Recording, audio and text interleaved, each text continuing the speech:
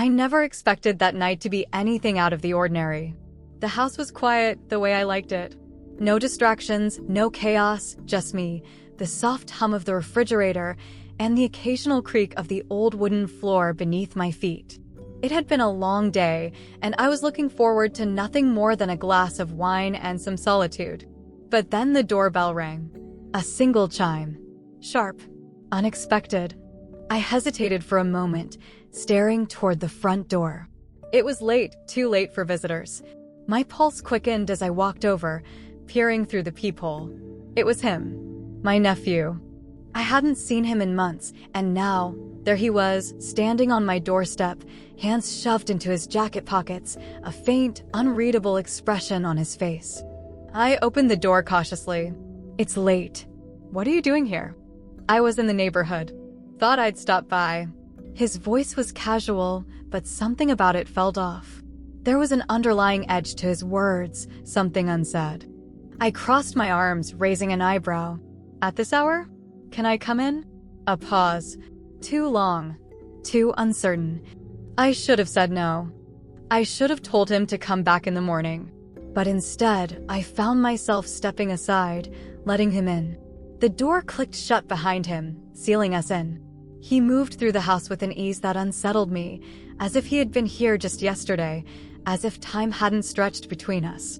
He glanced around, taking everything in, then turned to me, his gaze lingering. You look different.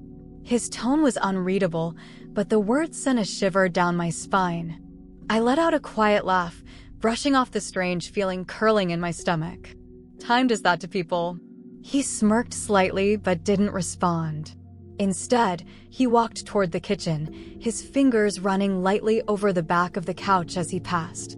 Something about his presence made the house feel smaller, the walls closer. I followed him, trying to keep my voice steady. Are you all right?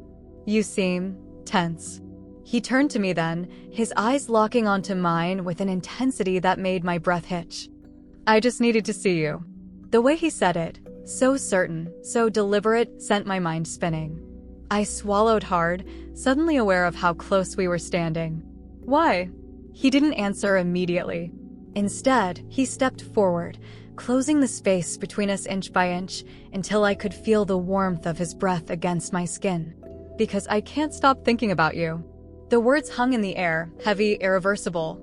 A part of me wanted to step back, to put distance between us, to break whatever was unfolding in that moment.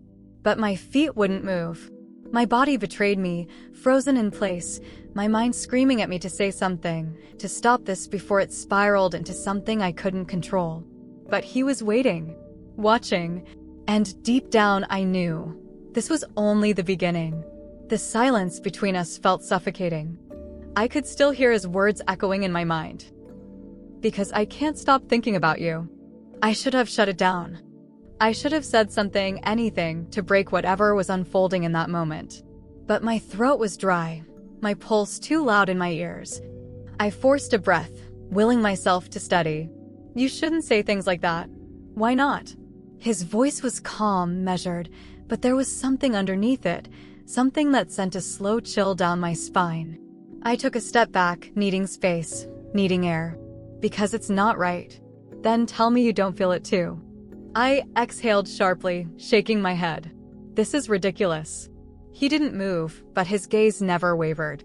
Is it? The weight of his stare made it impossible to breathe. I turned away, gripping the edge of the counter as if it could anchor me, keep me from slipping into something I couldn't undo. This conversation is over. You should go. Silence. And then, if you really wanted me to leave, you wouldn't have let me in. My fingers tightened around the counter. I wanted to deny it. I wanted to tell him he was wrong. But the truth was a bitter pill, one I wasn't ready to swallow. He took a step closer. I felt the warmth of his presence behind me, the quiet weight of his breath against my shoulder. Tell me to walk away. Right now. My body tensed, my thoughts screaming at me to end this. But the words wouldn't come. I swallowed hard, closing my eyes. Please, just go. A slow exhale then. All right. The air shifted. A moment later, I heard the sound of his footsteps retreating, the soft creak of the floor as he moved toward the door. I didn't turn around. I couldn't. The door opened, then clicked shut.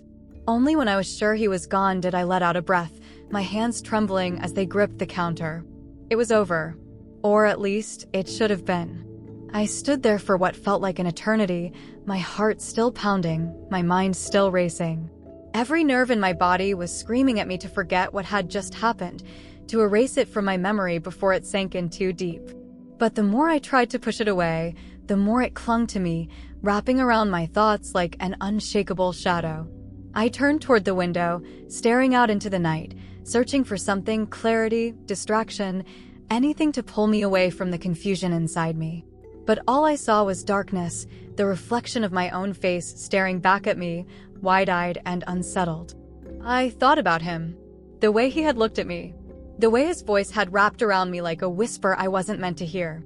I clenched my fists, hating the way my body still buzzed with tension, with something I couldn't name. This was wrong. I needed to remind myself of that, over and over again. And yet, as I stood there in the empty house, the weight of silence pressing down on me, I couldn't ignore the truth that was clawing at the edges of my mind. He had walked away. He had listened. So why did I feel like something had just begun? I pushed away from the counter, forcing myself to move. To do something. Anything. I climbed the stairs, my steps slow, my body heavy with exhaustion. But the moment I reached my bedroom, the weight in my chest only grew stronger. I sat on the edge of my bed, rubbing my temples, trying to shake the lingering ghost of his words. Tell me to walk away. I had. So why did it feel like I hadn't? I ran my hands down my arms, suddenly cold despite the warmth of the house.